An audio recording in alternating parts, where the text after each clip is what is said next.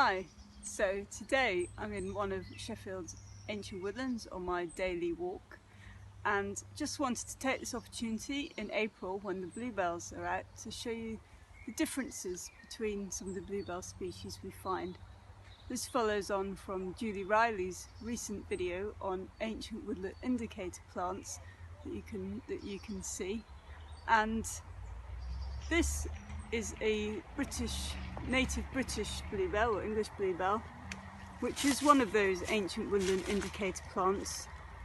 And it's an indicator of ancient woodland because it takes a long time to spread, and it's important because Britain holds most of the world population of this bluebell, and it's the only country in the world to have the lovely carpets of bluebell that you see at this time of year.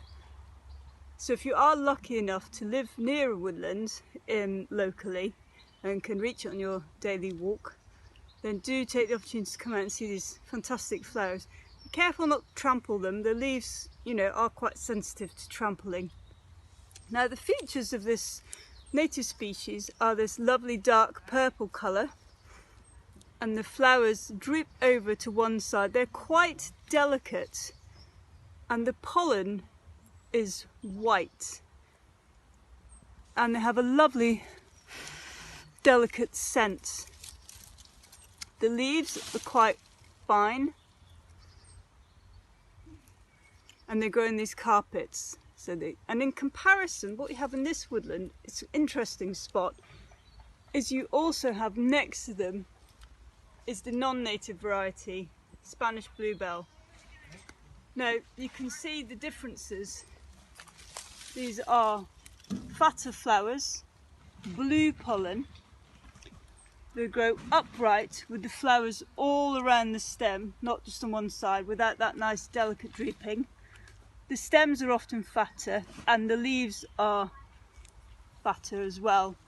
There are quite a few different varieties of garden bluebell. There can be different colours, pink, white. And the thing is, between these two species, we'll just come back to this one again,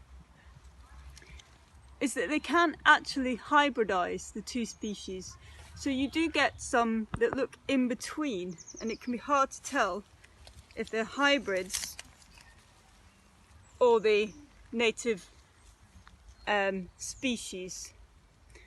There's one here showing the nice drooping pattern of a native, quite delicate. So as we want to preserve this species, to say that we have the world's population in this country for future generations to enjoy, we encourage people to, if they want to purchase bluebells for their garden, to purchase British bluebells, English bluebells. Check the packaging carefully, especially if you do live near a woodland site where there may be the native ones, to prevent hybridisation.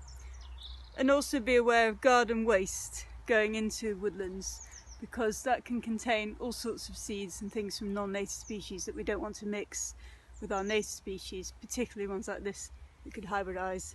So do get out if you can, safely, and enjoy the bluebells this week if you can, while they're still in the peak time.